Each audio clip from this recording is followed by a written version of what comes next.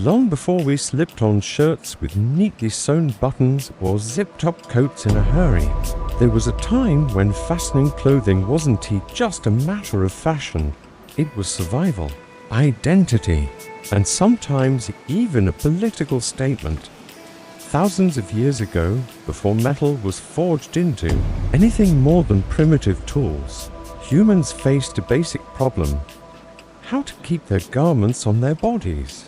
It might sound laughably mundane now. They had developed more refined techniques. Ancient Mesopotamians used belts, pins, and cords to secure tunics and robes. These weren't your everyday shoelaces. A silk robe wasn't just worn. It was wrapped, fastened, and presented with intention. The very act of dressing was ceremonial.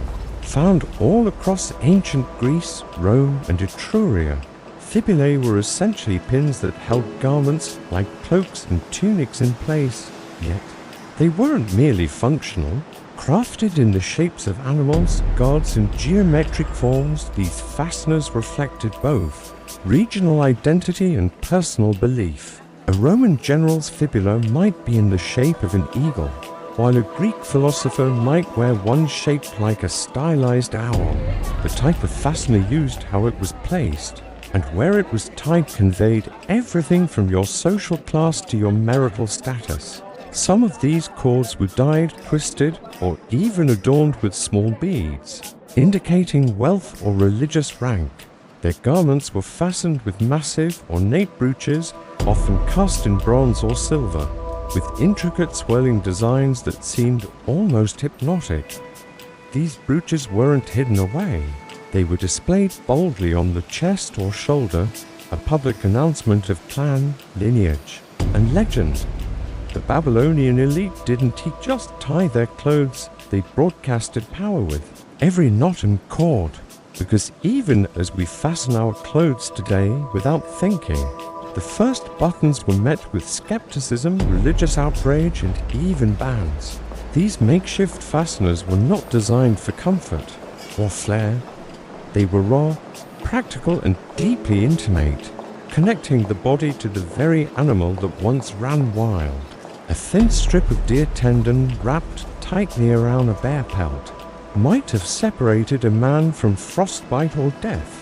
These early ties were more than primitive string. As trade routes expanded, as empires clashed and absorbed each other, the exchange of ideas moved faster than armies. Cultures mingled and fasteners evolved. People needed clothing that could be taken off or put on with less effort, less ceremony. Something more efficient, something mechanical. They were the first forms of wearable technology, but for ancient civilizations, the question of fastening fabric wasn't just about convenience. It was about protection from cold, modesty before gods, and the visual symbols of status and power. Linen garments were often held in place with carefully tied sashes, or decorative clasps made from bone, ivory, or gold. These were the earliest predecessors of the button, though they weren't yet used the way we know them today. Instead, these fasteners were symbolic, loops of power wrapped around the priestly robes of those who communicated with the divine.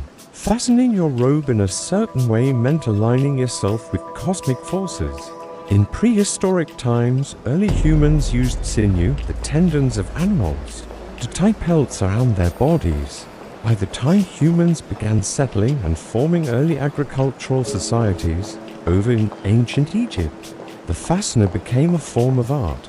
Even in early China, where silk production had begun to flourish by 2700 BCE, garments were secured using ribbon ties and toggles. But one of the most overlooked yet fascinating fasteners of antiquity was the humble fibula, an early brooch-like device made of metal. And then came the Celts. The Celtic tribes of Iron Age Europe treated clothing like armor, not only against the elements, but against obscurity. Still, none of these early fasteners were buttons. Not yet. That small, round object, now so ubiquitous it's almost invisible, had not yet made its debut. But change was coming. The age of the button was drawing near, but not without resistance. But that, of course, is another story. The button, as we know it today, round, humble, and so easily overlooked, did not begin its life with the intention of fastening anything at all. In fact, the very first buttons known to history had nothing to do with clothing. Archaeologists have uncovered buttons in the Indus Valley dating as far back as 2000 BCE. These early buttons were made of curved seashell, carefully carved and drilled. In many ways, the first buttons were closer to talismans than tools. Small, circular tokens that may have represented wealth, protection, or lineage. Much like embroidery, brocade, or rare dyes like Tyrian purple, buttons weren't for the poor or the practical. They were for the adorned, a way to say, I don't work with my hands. I can afford to wear something purely ornamental. Elaborate robes, layered and embroidered, sometimes included small fastenings that look eerily familiar. Button-like toggles, often paired with thread loops. Brooches were bulky and expensive. Knots and ties were cumbersome in winter. Something new, small, secure, and replicable would soon be needed. It was not yet the system we know today, but it was evolving. And in the colder regions of Northern Europe, necessity was beginning to shape fashion more urgently. Hundreds of tiny buttons sewn tightly along the sleeves of gowns and the bodices of tunics. It was a revolution in clothing. Suddenly, garments could be fitted tightly to the body. Fashion could follow form. After all, if a dress could be laced or unfastened too quickly, what did that say about virtue? Some clerics condemned buttons outright. Venice, Paris, and Cologne became centers of button production. Buttons were cast in bronze, carved in wood, even set with gems. They appeared not only on clothing, but on pouches, book covers, and gloves. The more buttons one wore, the more status one projected. No longer an afterthought, it had become a central part of fashion, utility, and symbolism. Rivals were coming, fasteners that promised more speed, more strength, more modernity.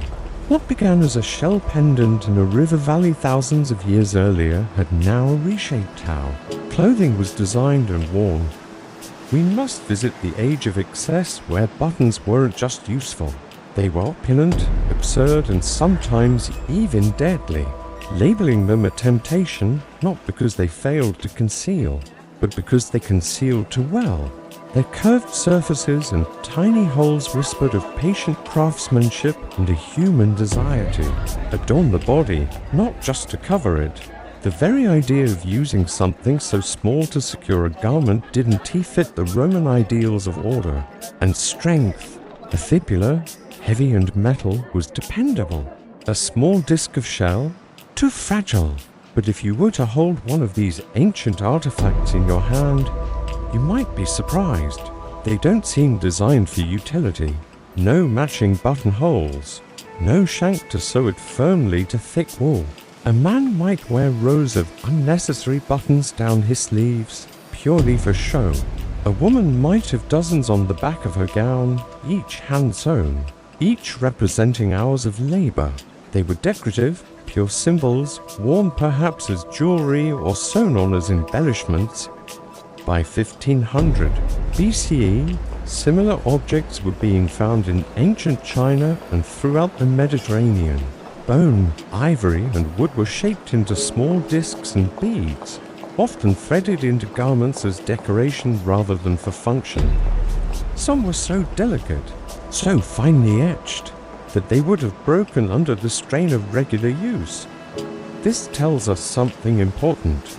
For centuries, buttons were status objects. Even in ancient Rome, where utilitarian garments ruled, tunics, cloaks, and togas, fasteners like brooches and pins were favored over anything that resembled a buttonhole. But slowly, the concept began to shift. In the Byzantine Empire, we begin to see hints of the button being taken more seriously. Heavy-walled garments needed secure closures. And then came the Middle Ages. By the 13th century, buttons made their grand re-entry into the European world. But this time, they weren't decorative trinkets, they were functional. But not everyone welcomed it. The church, already suspicious of clothing that hugged the body too closely, began to view buttons as morally dangerous. Yet the button survived. More than that, it flourished.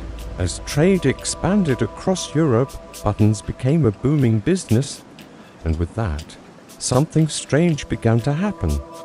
People didn't just fasten clothes with buttons, they flaunted them. The button, in short, had arrived.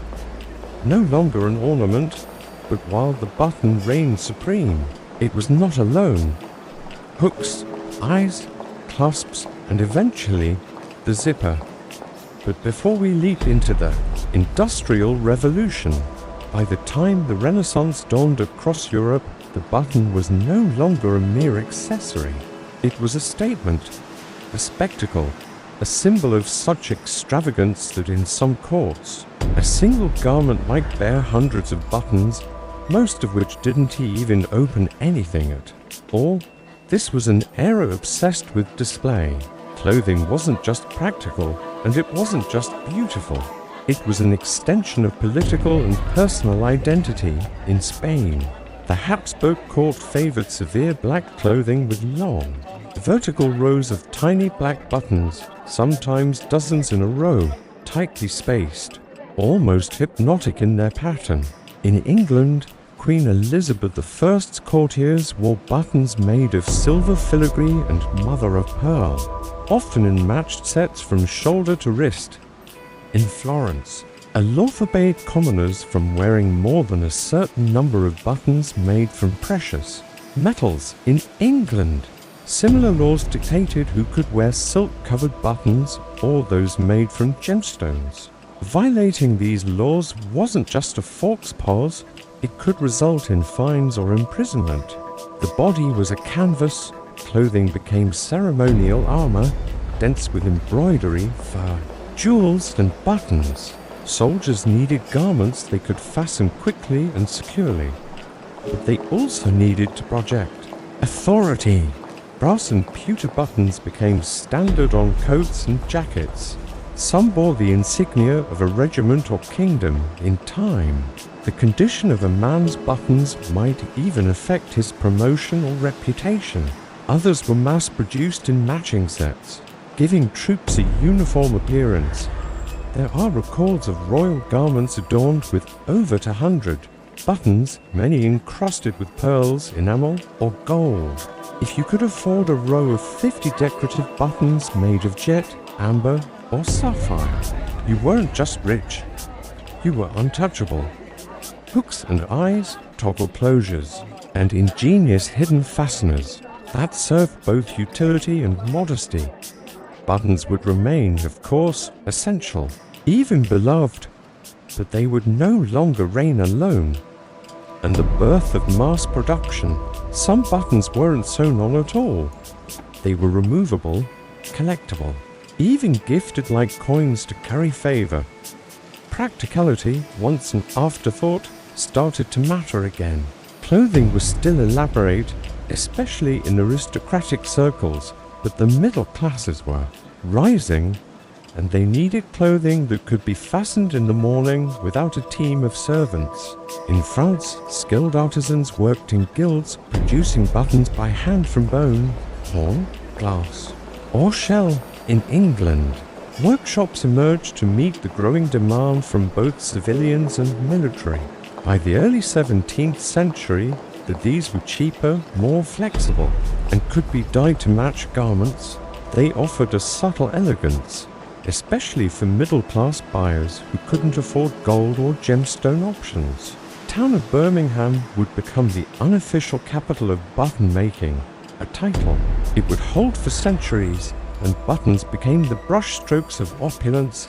Take, for example, the courts of France in the 16th century. Under kings like Francis I and later Henry III, this wasn't about fastening sleeves anymore. This was about control, over appearance, over wealth, over public perception. Tailors responded in kind. In Geneva, reformer John Calvin railed against vanity in dress, and buttons were lumped in with all the other trappings of pride and luxury. They began designing doublets and gowns with more seams, more panels, more slits, not for movement or comfort, but to create more places for buttons. Some garments had functioning closures hidden beneath layers of purely ornamental buttons. Others featured false buttonholes, purely for the illusion. This practice spread quickly across Europe, but not everyone admired the excess. As buttons grew more elaborate and more expensive, so did the criticism. Puritans and moralists denounced the trend as sinful. Sumptuary laws began to appear across Europe, restrictions that limited what people could wear based on their social rank. Yet the button persisted. By the late Renaissance, buttons had even made their way into military uniforms. Here, function and form met at last. But even in the army, buttons told a story. A missing button could signal poverty or laziness. A polished brass row could indicate pride and discipline. Meanwhile, button making itself had become an industry. And still, there were innovations. Some tailors began experimenting with threaded buttons made entirely from twisted silk or cotton wrapped around a core. But as the Renaissance gave way to the Age of Reason, a subtle shift began. Function began to outpace flourish, and the button, clever as it was, couldn't keep up with every demand. Soon, new fastening technologies would begin to emerge. They would share their stage with the next wave of invention. But before that shift could happen, buttons still had one more golden age to enjoy. One defined by revolution, colonial expansion. As the 18th century unfolded, the world was rapidly changing. Empires were colliding, revolutions were brewing, and armies were marching across continents. Military uniforms became the most prominent example. Each soldier, whether British redcoat, French dragoon, or colonial militiaman, wore rows of uniform buttons that served a dual purpose, function, and identity. And though it may seem a strange place to focus, the humble button was right in the middle of it all. It was on the coats of soldiers, the cuffs of generals, the waistcoats of revolutionaries, and even the uniforms of those who would one day build factories that changed history. By the time of the American and French revolutions, buttons had transformed from symbols of luxury into tools of order and discipline. The production of clothing and the fasteners that held it together would never be the same again. No longer did buttons have to be carved or cast by hand. Factories began stamping out buttons in huge quantities from metal sheets. Shell buttons were drilled and polished in bulk. Bone was turned, shaped, and dyed. Threads were twisted mechanically. To form intricate textile buttons in mere seconds, they were cast in brass, pewter, or silver, and often bore numbers, crests, or national emblems. A button might tell you a soldier's division, his allegiance, and sometimes even his rank. Patents were filed for new designs, faster machines, and cheaper methods in France. A button made from compressed paper pulp was introduced, lightweight, affordable, and surprisingly durable. In America, one company pioneered celluloid buttons, an early plastic that could be dyed in bright colors and molded into shapes previously impossible. The shine of these buttons was no trivial matter. Soldiers were expected to polish them meticulously. Hardened rubber. Miners' uniforms had sturdy wooden buttons that wouldn't conduct electricity or heat. Prison uniforms were issued with flat, indestructible metal buttons that couldn't be reshaped or sharpened into weapons. By the mid-19th century, button collecting was a quiet but growing hobby. Simplicity, even modernity, with enthusiasts trading buttons like coins, cataloguing them, preserving them in display cases. It served everyone from emperors to inmates. A device that could close a jacket in a single, smooth motion. Some believe that buttons reflected a kind of historical fingerprint, each one capturing the fashion, material science, and artistic leanings of its time. Vulcanite, mother of pearl, even volcanic lava. A dull or dirty button could be taken as a sign of disrespect, laziness, or low morale. Regimental buttons were no mere decoration. Shopkeepers wore buttons that advertised their trade. Even mourning clothing came with somber, black buttons carved with symbolic designs, willows, urns, or clasped hands. In fact, Napoleon Bonaparte, a man famous for micromanaging his troops' appearances, took buttons so seriously that he ordered changes in uniform design just to prevent soldiers from wiping their noses on their sleeves by adding tightly buttoned cuffs. Whether that story is true or apocryphal, it reflects how deeply entwined buttons had become with discipline, control, and even hygiene. Meanwhile, across the Atlantic, as American forces took to the battlefield, they too embraced the uniform button. Colonial militias and early American troops wore coats fastened with large brass buttons, often handmade, sometimes repurposed from civilian clothing. As the war dragged on, shortages led to improvisation. Buttons made from bone, wood, or hand-poured lead. It was a symbol of both resilience and resourcefulness. But the button's most significant transformation wasn't on the battlefield. It was in the workshop. The industrial age was dawning. With it came machines that could spin, weave, press, and mold. In places like Birmingham, England, and Waterbury, Connecticut, small workshops grew into button manufacturing powerhouses. This was the birth of mass production, and the button was one of the first items to benefit. In the early 1800s, button manufacturing had become a competitive industry. Suddenly, buttons were everywhere. For the first time in history, a working-class family could afford coats with matching, decorative buttons. Children wore tiny buttons on their boots. The button, once a symbol of luxury, had become democratic. But with mass production came curiosity and competition. Button makers began experimenting with materials the world had never seen in fasteners before. Collectors began to emerge. But not all buttons told stories of elegance. There were also practical innovations. Fireman-esque coats in the 1800s were often fastened with oversized horn buttons that could be undone quickly. The button had grown up. It wasn't just a decorative feature anymore. It was a critical tool of function, identity, and social order. And just as it seemed the button had found its final form, another fastener was waiting in the wings, one that promised speed. It would be decades before it fully arrived, but the whispers had begun. A device with teeth. The zipper was coming, but it would take more than one man and more than one failure to bring it to life. Before the zipper zipped, it failed. Not once, not twice. It was a curious little invention, interlocking teeth guided by a sliding mechanism, a device that could, in theory, fasten to edges of fabric quickly and securely without a single button, tie, or clasp. But again and again, in factories, sewing rooms, and on the runways of early 20th century fashion, he was already deeply involved in defending his patents on the sewing machine. Legal battles that drained his time, money, and energy.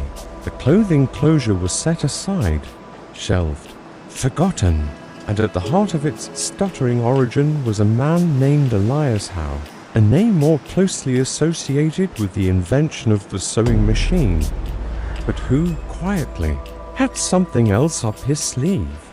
In 1851, Howe filed a patent for what he called the automatic, continuous clothing closure. Sound familiar? By the 1890s, Judson had grown weary of shoelaces. At the 1893 Chicago World's Fair, he demonstrated it publicly, and while it caught attention, it didn't catch on. The idea was there. Clothing manufacturers didn't want to retool their machines. Most people still preferred the familiar feel of buttons.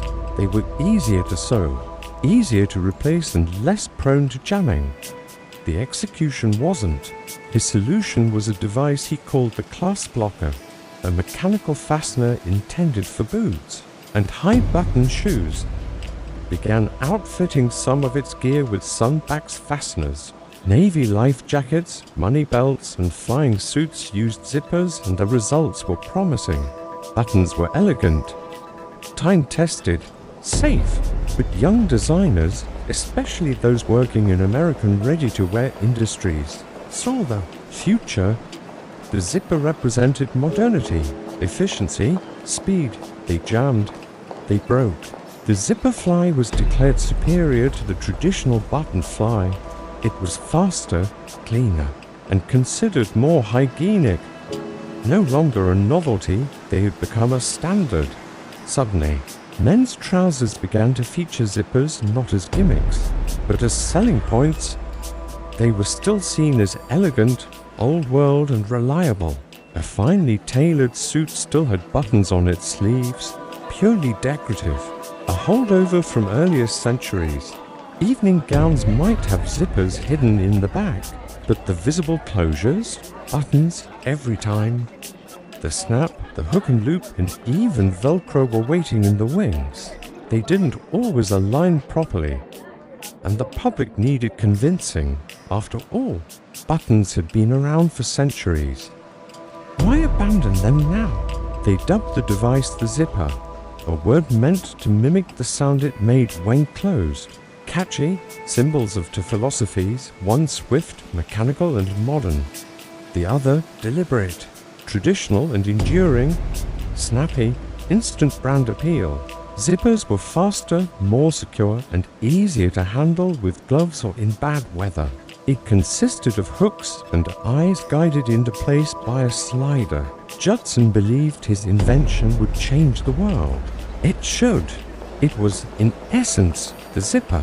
But Howe didn't pursue the idea. For 40 years, enter Whitcomb Judson, a traveling salesman and self-taught inventor. It didn't, at least not at first. Judson's clasp blocker was clunky, unreliable, and expensive to produce. But Judson didn't give up. He partnered with businessman Colonel Lewis Walker and founded the Universal Fastener Company in Chicago. By 1913, he had developed the hookless fastener No. 1, followed in 1917 by the separable fastener. It was this final design, with interlocking metal teeth and a reliable slider, that resembled the zipper we know today. Together, they continued to tinker with the design, slowly improving it. They hired machinists and engineers.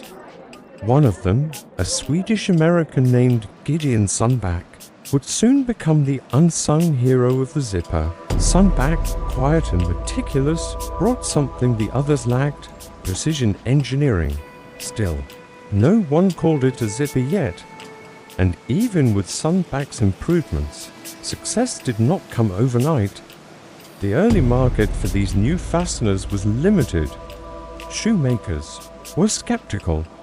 Then came World War I. The US military, always in search of efficient uniform technology, but the true commercial breakthrough came not in war, but in rubber boots. The B.F. Goodrich Company, famous for tires, began using Sundback's fastener in a new line of galoshes. The zipper finally had a name. By the 1920s and 30s, zippers began to creep into mainstream fashion, slowly replacing buttons on trousers, skirts, and dresses. Designers hesitated at first, but change always comes in increments. Early zippers still had flaws. The answer, it turned out, was not function but fashion. In 1937, the zipper received an unexpected endorsement, the men's fashion industry of France. By the 1940s, zippers were everywhere in dresses, skirts, jackets, luggage, and wallets. But buttons didn't disappear. Far from it. In fact, as zippers gained ground in utility wear, buttons clung tightly to formal clothing. The zipper had triumphed, yes, but it never dethroned the button completely. Both would continue, side by side, and just when the zipper seemed like the end of the story, because the human desire to fasten, to connect, close and secure never really ends. War reshapes everything, not just borders and governments, but the smallest, most mundane parts of everyday life. Even something as unassuming as a fastener can be caught in the crosshairs of conflict. And during World War II, the zipper wasn't just a convenience, it became a quiet hero. By the 1940s, the zipper had been around for decades, thanks to Gideon Sundback's improvements and B.F. Goodrich's catchy branding. Zippers had slowly slipped into shoes, handbags, and men's trousers. But they still faced skepticism. The zipper, with its speed and security, fit the military's needs almost perfectly. They needed clothing that was not only modest and practical, but easy to manage without help. Dresses with back zippers, once considered controversial, became common. Work uniforms and overalls with front zippers were easier to put on and take off quickly. The military didn't just like the zipper, it relied on it. And when the military standardizes something, it often filters down into civilian life. Soldiers, sailors, aviators, and medics all needed uniforms and equipment that could be opened and closed quickly, sometimes in life or death situations. Zippers made dressing easier for both kids and their exhausted parents. Manufacturers marketed zippers as future-proof, boasting that buttons were relics of the past. In the new atomic age, clothing needed to keep up. Buttons, after all, were reliable, familiar, and deeply entrenched in both fashion and function. Then came the war. Haute couture, especially in Europe, continued to favor buttons, delicate, hand-covered, embroidered ones that could be placed with precision and flair. Buttons conveyed elegance and craftsmanship. Zippers were seen as utilitarian. In post-war Japan, zipper production boomed as part of the country's rebuilding efforts. Japanese zippers became known for their precision and quality. Its faint metallic whisper, that familiar zip, became a background sound of daily life, eventually leading to the global rise of the YKK brand, three letters that, to this day, appear on more zippers worldwide than any other name. The Second World War created an unprecedented demand for durable, efficient, mass-produced clothing and gear. Zippers were used in flight suits, parachute packs, jackets, gas mask bags, and gear pouches. The Talon Zipper Company, based in Medeville, Pennsylvania, became one of the largest zipper manufacturers in the world. Whispers of new challenges began to emerge with softer hooks, quieter sounds, and stranger science. A material that would cling without a clasp. A fastener inspired not by machines, but by nature. Teeth broke, sliders wore out, cheap zippers could ruin a good garment, and so buttons held their ground, not as the primary fastener perhaps, but as symbols. A row of buttons on a blazer, cufflinks at the wrist, decorative buttons on a dress. These weren't about function anymore, they were about tradition. Talon zippers appeared in Levi's jeans, leather jackets, and everything in between. Medeville became known as Zipper City, a quiet industrial town that clothed millions. Invisible zippers were invented for seamless closures. Reversible zippers, waterproof zippers, two-way zippers, all became tools in the designer's toolbox, ski suits, scuba gear, fireman uniforms, and astronaut suits, all zipped, sometimes in more than one direction. But it wasn't just about practicality. The war changed fashion. As millions of men were sent abroad, women entered the workforce in record numbers. In short, the zipper helped support the war effort by supporting the people. Post-war clothing manufacturers, eager to streamline production and offer modernity, embraced it. Civilian fashion began to reflect military design. Bomber jackets, cargo pants, field coats, all with zippers. These weren't just remnants of war, they were badges of victory and strength. And then, once the war ended, something interesting happened. The zipper didn't go away. The returning soldiers had grown used to the speed and ease of zippers. Even children's clothing changed. But of course, not everything zipped forward. Luxury fashion clung to tradition still. The balance had shifted. In the United States, zipper production exploded. Other countries followed suit. By the 1950s and 60s, the zipper was no longer a novelty. It was everywhere. Yet even in its success, the zipper wasn't flawless. Zippers jammed. Meanwhile, zippers began to evolve. Plastic replaced metal. The zipper wasn't just surviving, it was adapting. And so the age-old rivalry continued. The button, dignified and patient, and the zipper, swift and utilitarian. But even as they dominated the fastener world, and it all began with a burr, stuck to a sock, war reshapes everything, not just borders and governments, but the smallest, most mundane parts of everyday life. Even something as unassuming as a fastener can be caught in the crosshairs of conflict. And during World War II, the zipper wasn't just a convenience, it became a quiet hero. By the 1940s, the zipper had been around for decades, thanks to Gideon Sundback's improvements and B.F. Goodrich's catchy branding. Zippers had slowly slipped into shoes, handbags, and men's trousers. But they still faced skepticism. The zipper, with its speed and security, fit the military's needs almost perfectly. They needed clothing that was not only modest and practical, but easy to manage without help. Dresses with back zippers, once considered controversial, became common. Work uniforms and overalls with front zippers were easier to put on and take off quickly. The military didn't just like the zipper, it relied on it. And when the military standardizes something, it often filters down into civilian life. Soldiers, sailors, aviators, and medics all needed uniforms and equipment that could be opened and closed quickly, sometimes in life or death situations.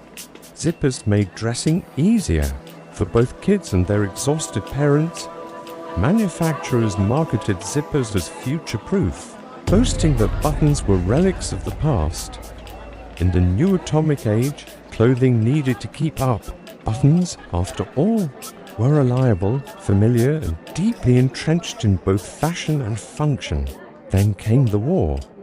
Haute couture, especially in Europe, continued to favor buttons, delicate, hand-covered, embroidered ones that could be placed with precision and flair. Buttons conveyed elegance and craftsmanship. Zippers were seen as utilitarian. In post-war Japan, zipper production boomed as part of the country's rebuilding efforts. Japanese zippers became known for their precision and quality. Its faint metallic whisper, that familiar zip, became a background sound of daily life, eventually leading to the global rise of the YKK brand. Three letters that, to this day, appear on more zippers worldwide than any other name. The Second World War created an unprecedented demand for durable, efficient, mass-produced clothing and gear. Zippers were used in flight suits, parachute packs, jackets, gas mask bags, and gear pouches. The Talon Zipper Company, based in Medeville, Pennsylvania, became one of the largest zipper manufacturers in the world. Whispers of new challenges began to emerge with softer hooks, quieter sounds, and stranger science. A material that would cling without a clasp. A fastener inspired not by machines, but by nature. Teeth broke, sliders wore out, cheap zippers could ruin a good garment, and so buttons held their ground, not as the primary fastener perhaps, but as symbols. A row of buttons on a blazer, cufflinks at the wrist, decorative buttons on a dress. These weren't about function anymore, they were about tradition. Talon zippers appeared in Levi's jeans, leather jackets, and everything in between. Medeville became known as Zipper City, a quiet industrial town that clothed millions. Invisible zippers were invented for seamless closures. Reversible zippers, waterproof zippers, two-way zippers, all became tools in the designer's toolbox. Ski suits, scuba gear, fireman uniforms, and astronaut suits, all zipped, sometimes in more than one direction. But it wasn't just about practicality. The war changed fashion. As millions of men were sent abroad, women entered the workforce in record numbers. In short, the zipper helped support the war effort by supporting the people. Post-war clothing manufacturers, eager to streamline production and offer modernity, embraced it. Civilian fashion began to reflect military design. Bomber jackets, cargo pants, field coats, all with zippers. These weren't just remnants of war, they were badges of victory and strength. And then, once the war ended, something interesting happened. The zipper didn't go away. The returning soldiers had grown used to the speed and ease of zippers. Even children's clothing changed. But of course, not everything zipped forward. Luxury fashion clung to tradition still. The balance had shifted. In the United States, zipper production exploded. Other countries followed suit. By the 1950s and 60s, the zipper was no longer a novelty. It was everywhere. Yet even in its success, the zipper wasn't flawless. Zippers jammed. Meanwhile, zippers began to evolve. Plastic replaced metal. The zipper wasn't just surviving, it was adapting. And so the age-old rivalry continued. The button, dignified and patient, and the zipper, swift and utilitarian.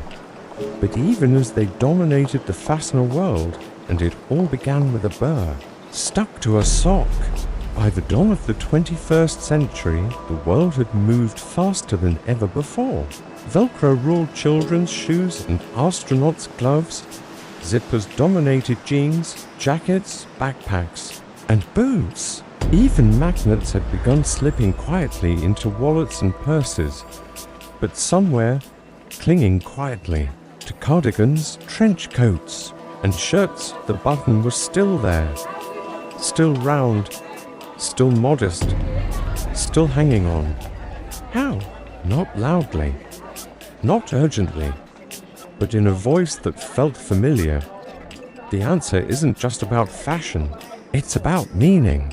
A pressed dress shirt with a row of polished buttons wasn't just about neatness, it was a quiet symbol of professionalism, of formality, of being put together. For over 1,000 years, the button had changed shape, purpose, and symbolism. A single fallen button didn't ruin a whole coat. It could be replaced, matched, sewn. It had resilience not just mechanically, but emotionally. People kept buttons in little tins for decades.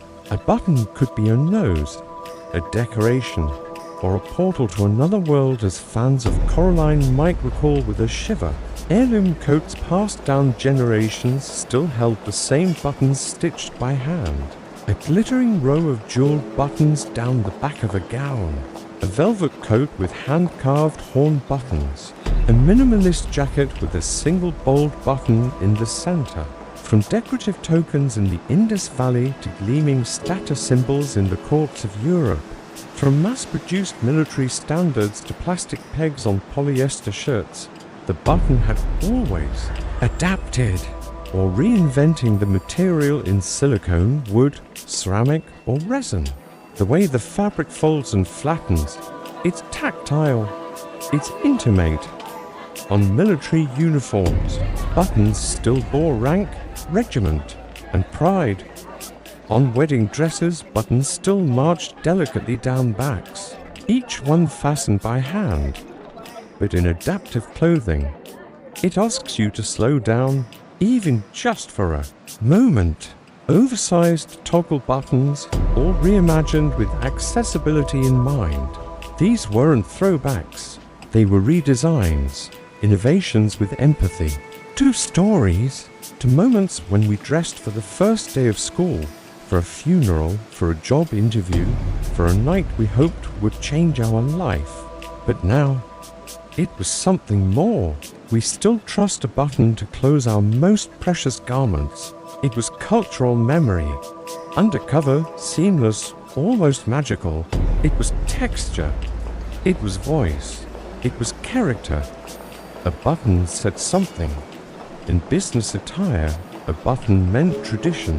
It conveyed structure and reliability in fashion. Buttons had become statements. Designers used oversized buttons, asymmetrical buttons, even mismatched buttons to convey boldness, whimsy, rebellion. Some garments featured rows of forks buttons, reminders of the old world, even when the garment fastened with a hidden zipper. And for many, the act of buttoning something was not about speed, but ritual. There's a rhythm to it. Buttoning a sleeve, a cuff, a collar, the familiar click of the disc through its hole. Unlike the zipper's impatient tug or Velcro's tearing rip, the button invites pause. But even beyond symbolism, the button found its strength in precision. A button could fasten a garment in exactly the right place, with no slide, no shift, no adjustment. Tailors loved it, designers trusted it, seamstresses perfected it, and unlike zippers, buttons could be easily repaired. Even in pop culture, the button endured. Children's books, cartoons, fairy tales. How many characters had iconic buttons? Rag dolls, snowmen, storybook bears. And then there was the fashion industry, where the button refused to vanish completely. On couture runways in Paris, Milan, and New York, buttons continued to make appearances not just for fastening, but for drama. Even streetwear brands rediscovered buttons, using vintage styles to evoke nostalgia. The button was no longer merely a tool. But perhaps the most unexpected resurgence came not in fashion. As designers began addressing the needs of people with disabilities, arthritis, or limited dexterity, buttons became part of the solution. Magnetic buttons, snap buttons, and still, the basic button in all its simplicity remained. At schools, children still learned to button before they learned to tie shoes. In an age of smartwatches and voice-activated locks, why? Because a button doesn't just close fabric, it connects. It connects us to the past, and no zipper, no matter how smooth, can do that. But fasteners didn't stop with tradition as clothing evolved.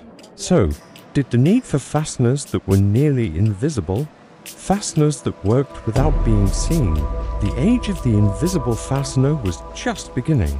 By the time the 20th century was drawing to a close, fasteners had become so integrated into daily life that many people stopped noticing them entirely. Yet beneath the seams of evening gowns, behind the polished exteriors of uniforms and costumes, and tucked discreetly into the back closures of everything from bras to bridal wear, a quiet revolution was taking place. Fasteners were going invisible.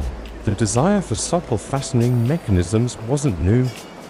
They appeared on gloves, handbags, children's clothes, and undergarments, easy to use, relatively inexpensive and discreet. They offered a new kind of fastener, one that could vanish from view while still delivering a secure hold. For centuries, tailors had used hooks and eyes to discreetly close garments. A line could flow unbroken, a silhouette could remain pure. Needed closures that were strong, flexible, and invisible under clothing. Enter the hook and iron snap, working silently in the background to support the daily life of millions of women, especially those where elegance mattered more than speed. But it was in the late 1800s and early 1900s that these hidden closures took on a life of their own. Not just as functional tools, their mechanism in hospitals. Nurses' uniforms used hidden snaps for quick changes and hygiene. And in theatre and film, actors relied on invisible fasteners for lightning-fast costume changes backstage. A new class of invisible fasteners was preparing to step forward, those that didn't just fasten, but fused. A springy disc that snapped into a socket with a satisfying click. A hook might be shaped like a serpent's head. A magnetic clasp might be covered in rhinestones. The fastener re-emerged as art, statement, even rebellion. Or a clasp hidden beneath a collar, holding your clothing in place, letting the fabric flow and the form remain clean. You may not have noticed it. You probably didn't think about it twice. These garments didn't have zippers, buttons, or hooks. They used layered materials, heat and compression to achieve both stretch and strength. They don't click, slide or shine. No threading, no tying. Could clothing be held together without any mechanical part? Could seams be welded rather than sewn? No sliding. But as symbols of sophistication, refinement and engineering artistry, the world was on the edge of a new era. One where fasteners would not only be hidden or seen, but smart. The hook and eye system was simple, a curved metal hook and a loop or eye. But its simplicity belied its power. They even designed garments that closed using tension alone, tight wraps, twisted knots and clever folding techniques borrowed from ancient kimono construction. Unlike buttons or zippers, hooks could be almost entirely hidden in folds, seams and linings. They allowed garments to hug the body without visible interruption, perfect for corsets, bodices, and gowns where aesthetics reigned supreme. And then there were snaps. How they didn't look, but in how they felt. They allowed clothing to move with the body, to flex and adjust without bulky buttons or the rigidity of a zipper. For performers, athletes, and dancers, this was freedom. Also known as press studs, snap fasteners were first patented in the late 1800s. By the 1920s, snaps had become the darling of the fashion world. The magic of these invisible fasteners was not just in how they looked, or rather, and for designers, it was possibility. A garment could be cut cleaner. But these fasteners weren't just about vanity. They were about necessity, too. Consider lingerie in the mid-20th century. The bra, still evolving in structure and style. In military clothing, parachutists and pilots wore garments with snap fasteners for rapid access in emergencies. These hidden systems became the unsung heroes of garments, quietly enabling form, function, and finesse without demanding attention. But while hooks and snaps were thriving in the world of clothing, fusible fasteners, adhesives, heat bonds and high-friction materials were being experimented with by engineers and designers. By the 1980s, sportswear companies began using heat-sealed seams, especially in swimwear, athletic gear and waterproof clothing. But even in this future-forward world of fused seams and synthetic closures, old forms lingered and were sometimes reborn. Some designers took the idea of invisibility one step further. They hid zippers behind fabric flaps. They embedded magnets between linings.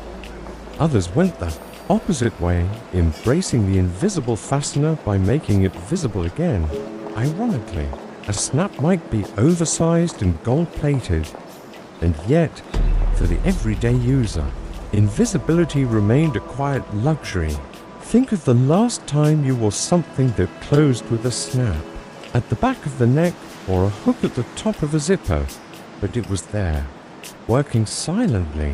Invisible fasteners are not loud, but they are clever, and they represent one of fashion's most enduring goals, to make the complex appear effortless. As the 21st century approached, fasteners that could sense, react, adapt. The future was no longer about thread or teeth or snaps. It was about technology woven directly into the fabric of what we wore. As the 21st century dawned, clothing once so rooted in tradition and slow craftsmanship began to shift into a world where even the smallest detail could become digital. And nowhere was this more subtly transformative than in the realm of fasteners. But beneath that, surface engineers and fashion designers were dreaming of something more integrated. They weren't satisfied with strapping electronics onto clothing. They wanted to build technology into the garment itself. It was no longer just a convenient way to close a bag or shirt. It was now a trigger, a connection, a switch. For people with limited mobility, arthritis, sufferers, stroke survivors, they were carefully calibrated neodymium alloys, designed to hold firmly until a precise pull direction was applied, a kind of magnetic choreography. For aging populations, traditional buttons and zippers posed real challenges. Magnets, however, could offer strength without dexterity. Just press the panels together and let the magnets snap. The clothing closed, or a firefighter-esque coat that detected whether the collar was properly latched. Before entering a burning building, a band of memory wire could curl shut around your wrist when worn. A plastic hook might release when exposed to a small charge.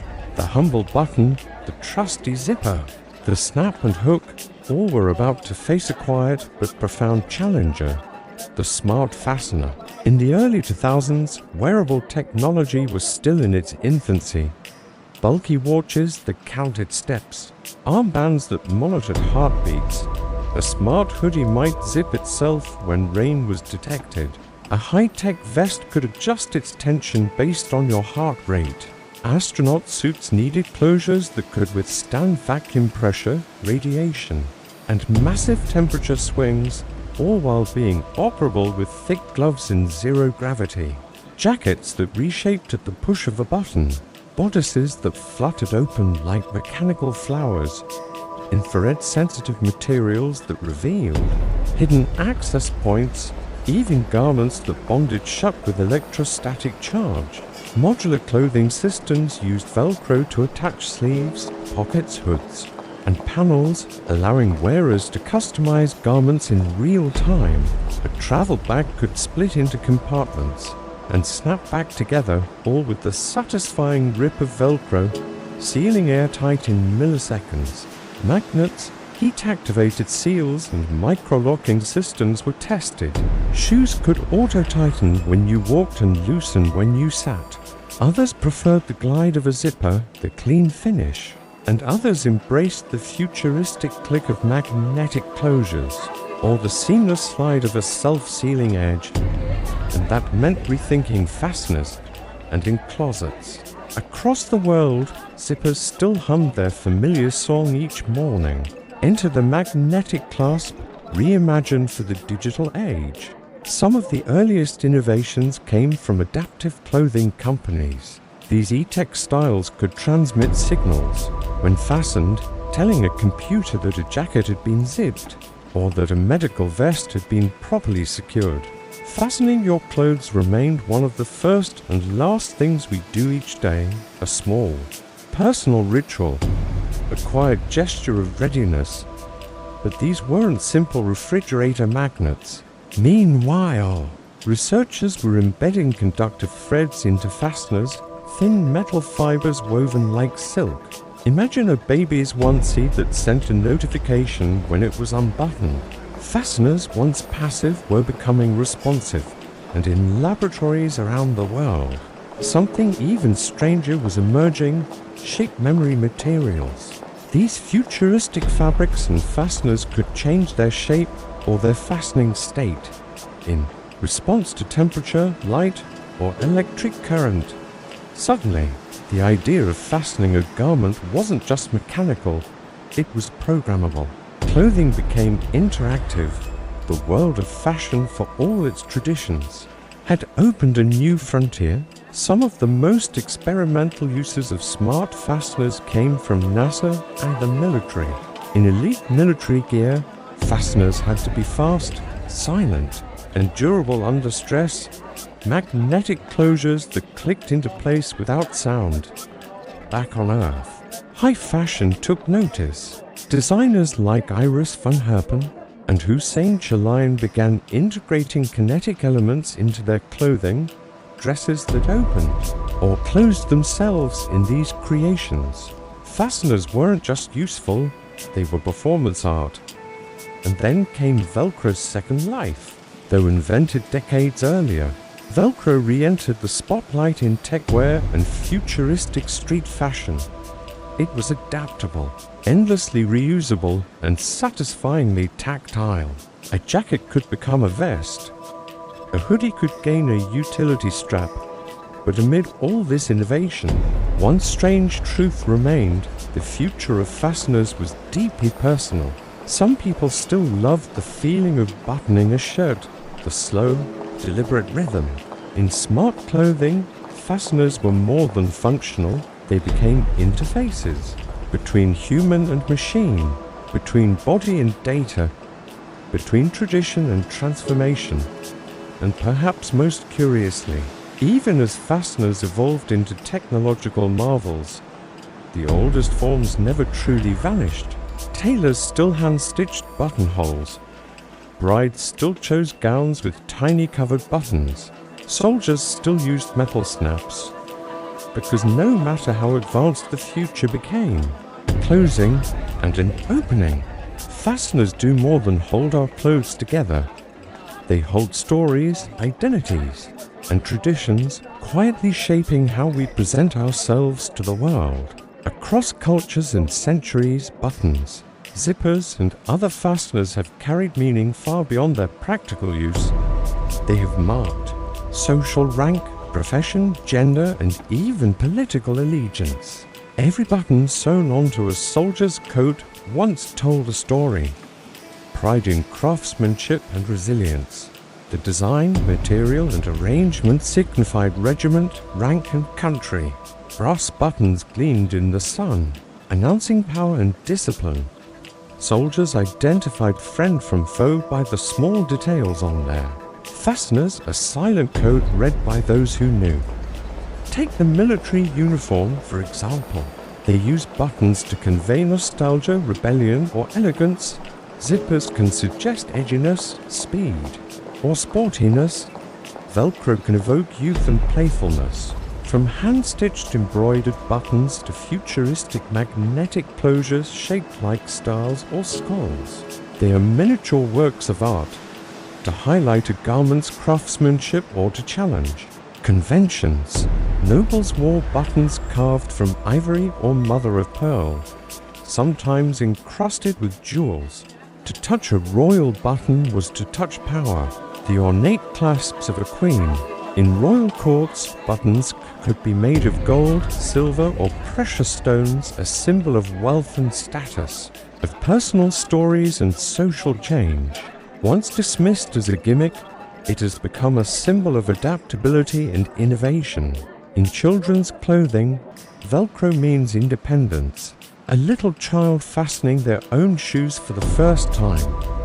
For people with disabilities, Velcro means empowerment.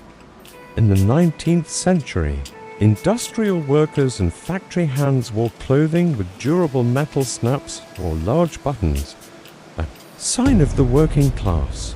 They will keep telling these stories quietly, securely, and sometimes with a little flair. In some indigenous cultures, button blankets or beaded fasteners are part of ceremonial dress, connecting wearers to their ancestors and traditions. When first introduced, they were signs of modernity, progress and speed. Wearing a zipper on your trousers or dress was embracing the future. It said, "I'm practical, I'm efficient." On the left for women's, a curious convention with debated origins, but one that persists. Fasteners help communicate identity before a word is spoken. I'm modern. Zippers, too, have their own symbolism. Velcro's story is similar. Fasteners also play with gender norms. Buttons traditionally aligned on the right for men's clothing.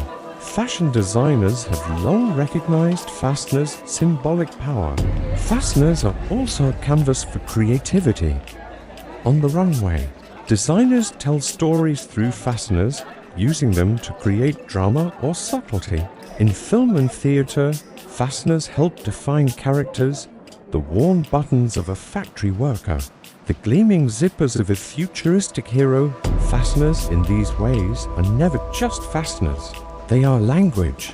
They speak of history and culture, and they remind us that even the smallest details in our clothing can hold immense meaning. As fasteners continue to evolve in the modern age, as we move deeper into the 21st century, the quiet world of fasteners, those small, often overlooked elements of our clothing, finds itself facing a paradoxical moment, an age of rapid innovation, and a call for reflection. Because in a world increasingly focused on sustainability, even buttons and zippers must answer an uncomfortable question. What happens to fasteners when clothes are thrown away? But with the rise of fast fashion, garments are now discarded after just a few wears. Many of these are full of plastic zippers, polyester Velcro, and synthetic snaps. And when these clothes enter landfills or incinerators, the fasteners don't disappear quietly. For centuries, fasteners were built to last, carved, cast and stitched to endure generations. They linger. Mixed materials, a zipper of metal teeth on a polyester tape, are nearly impossible to recycle. Buttons made from plastic can break into microplastics, entering waterways and ecosystems. A single synthetic zipper can take centuries to degrade. Imagine a shirt that knows when it's been worn 50 times and suggests when its components, including its closures, should be reused or replaced, but they also carry warmth and texture, reconnecting us with older, slower ways of making.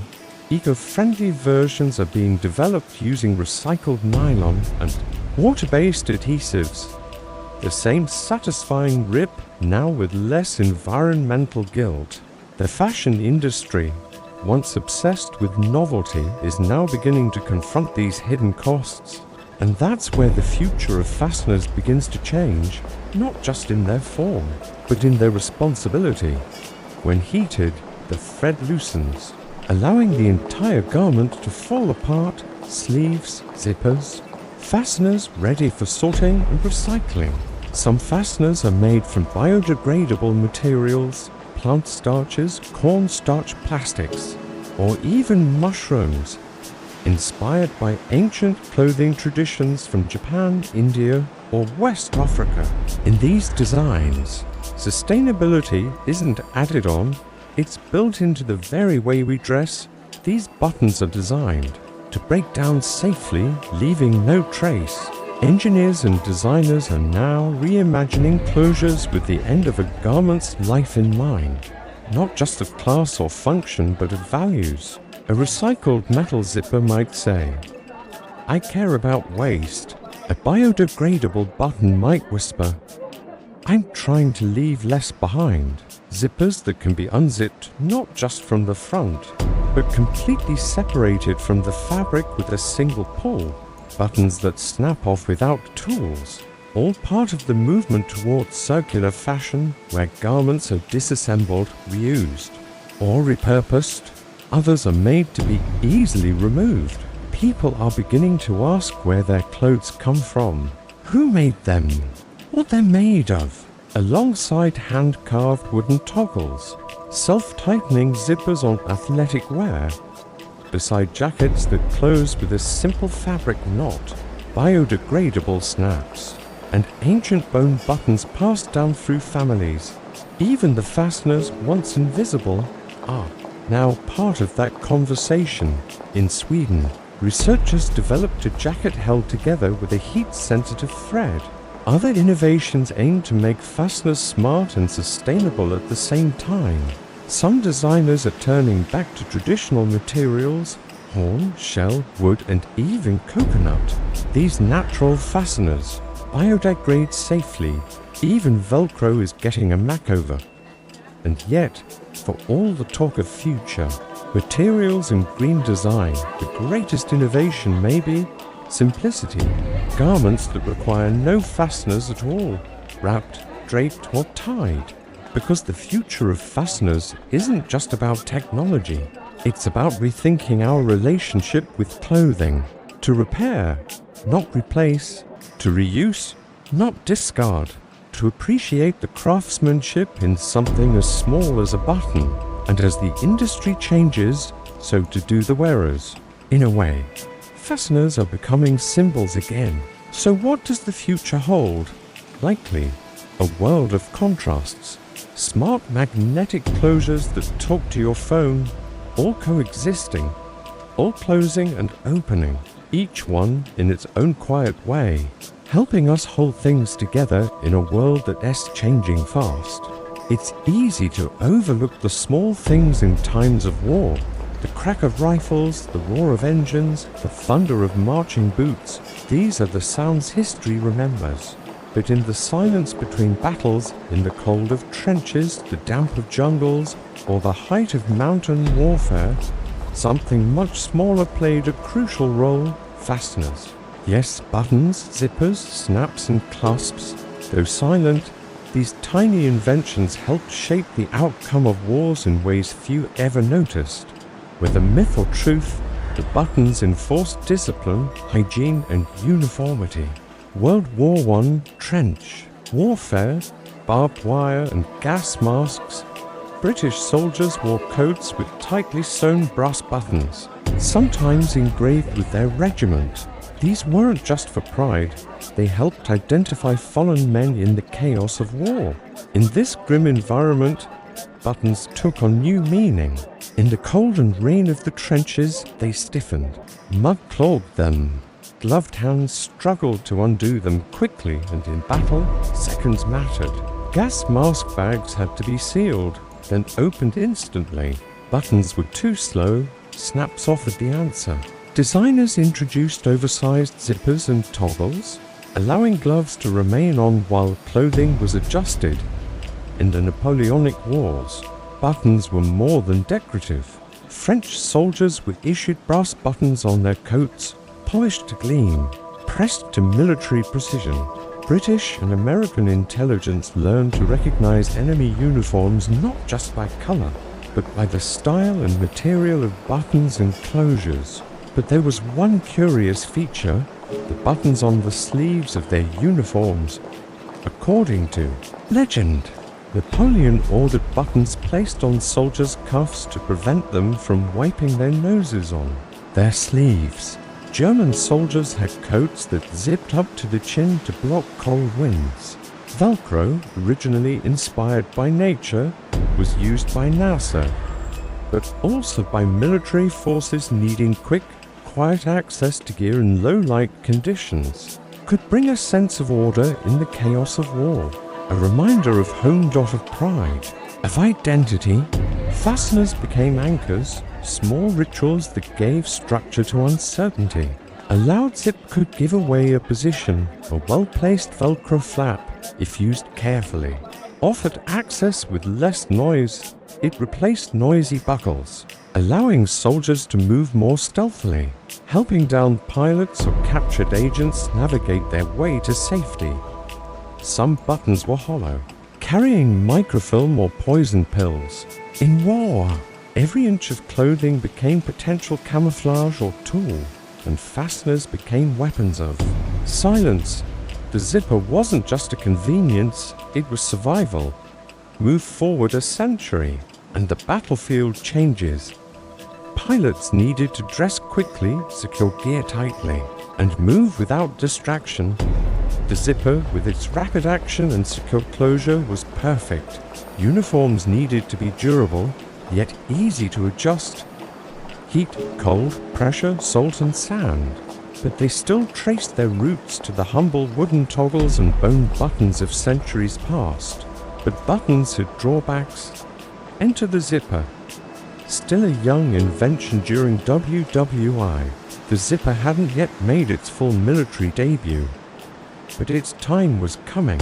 By World War II, zippers were standard in military gear on flight suits, bomber jackets, duffel bags and boots. American paratroopers jumped from planes with their survival gear held shut by zippers. Meanwhile, snaps and hook and loop fasteners found their place in specialized roles. Medical pouches needed fast access in cold theaters of war, such as Korea and the Alps during WWII. Frostbite could mean death. Soldiers' fingers numbed too easily for traditional buttons, but fasteners were more than functional. They could be strategic. Enemy nations developed unique fastening methods. And then there was espionage. Spies carried button compasses, tiny working compasses hidden in shirt buttons. Even in the Cold War, fasteners played their part. In Vietnam, soldiers' packs were often closed with a mix of zippers and Velcro, balancing speed and silence. And then there's morale. Something as simple as a brass button shined before inspection. Today, military fasteners are engineered to withstand extremes. From the battlefield to the barracks, fasteners have helped hold nations and soldiers together. Not with glory, not with noise, but with quiet, unwavering strength. When we think of space travel, we imagine rockets, stars, and the vast unknown. But few realize that even in the vacuum of space, where gravity fades and silence reigns, the tiniest details still matter. And among those details are fasteners. Yes, even in space, humanity relies on buttons, zippers, snaps, clasps, and closures. Because when survival depends on pressure, insulation, and absolute security, how something closes might be the difference between life and death.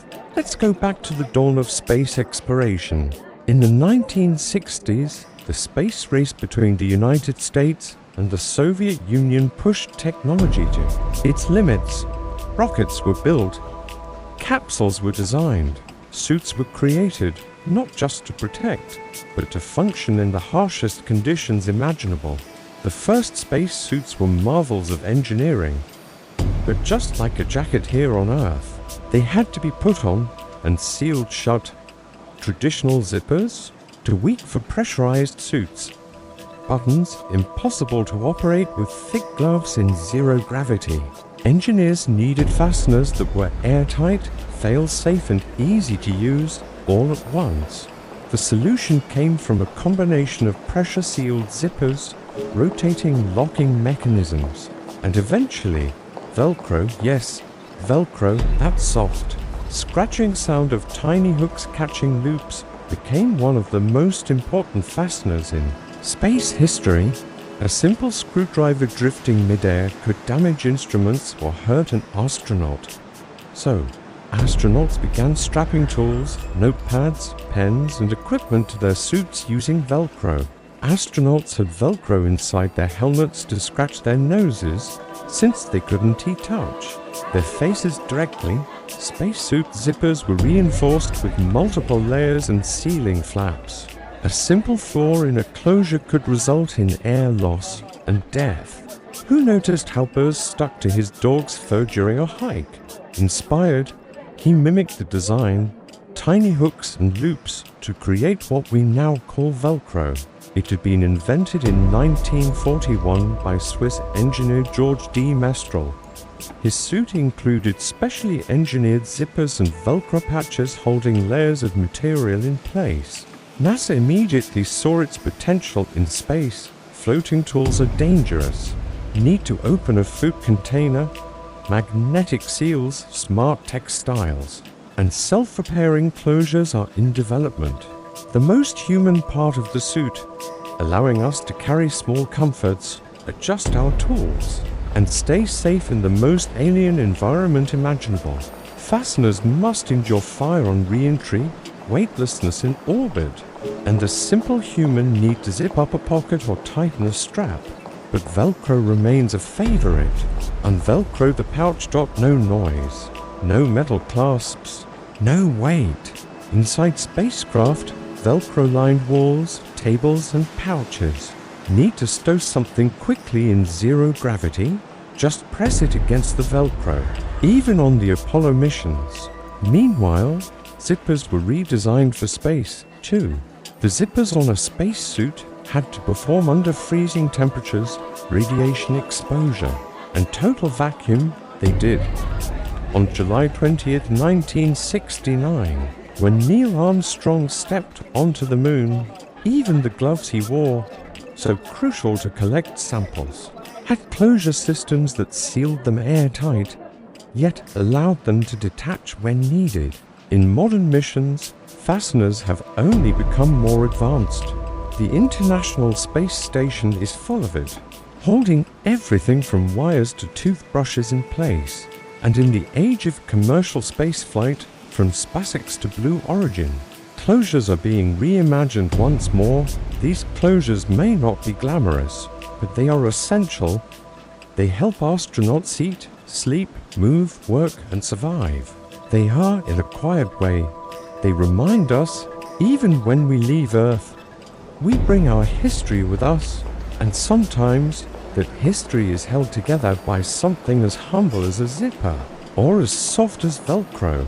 We've reached the final thread in a story woven across thousands of years, a story about buttons, zippers, hooks, toggles, ties, loops, clasps, cords, Velcro, and beyond. But this story, as simple as it seems, has never really been about fasteners. It's been about US. Because every closure tells a quiet truth. Humans are meant to connect things, and fasteners, in their humble, overlooked way, are symbols of that instinct. It's the result of invention, of trade, of craftsmanship and culture. A zipper on a boot isn't just a convenience. It's a product of wartime necessity, industrial innovation, and human ingenuity.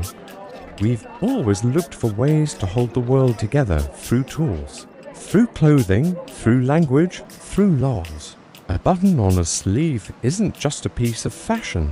Even the simplest tie or knot is a decision, a human choice to bring one thing closer to another and keep it there. Fasteners have been with us through every empire, every battlefield, every march of industry and art. From the first knotted strings of early humans to the magnetic closures of modern astronauts. And in their silence, they've witnessed more history than we can ever count. They were sewn onto Roman tunics and Qing dynasty robes.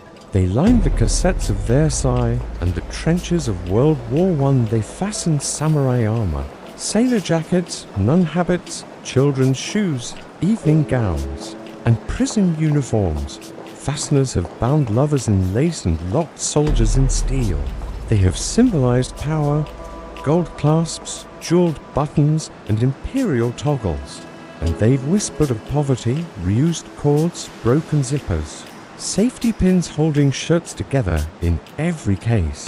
The closure tells a story, but beyond their function, fasteners reflect the soul of an age. The medieval clasp was rigid and protective, for connection, for control. The Renaissance button was expressive and ornate. The industrial zipper was fast, practical, mechanical, a religion, a culture, a class, a family. Handmade closures and traditions passed down, like tiny messages from the past stitched into our sleeves. The Velcro patch was modern, efficient and ready for space, and now, in our era of change, we turn back to slow fashion, sustainable fasteners. Before one steps into the world is usually a closure. A world that once prized speed is remembering care. Even the fastener has a voice in this moment, because to choose how something is fastened or whether it is fastened at all is to express something deeply human, a desire for comfort, the quiet decision that says, I'm ready. We fasten to protect. We fasten to adorn. We fasten to signify belonging to a profession. Even in grief, we fasten with black buttons, mourning bands and uniforms folded and pressed. And perhaps it's no accident that the final act of dressing, a single button, a last zipper pull, a tie tightened. The fastener is the finishing touch, and yet the beauty of fasteners is that they are always temporary. They're designed to open again, to release, to let go. And maybe that's the most human thing of all, to create things that bind and yet trust that they will someday loosen. Because no button lasts forever.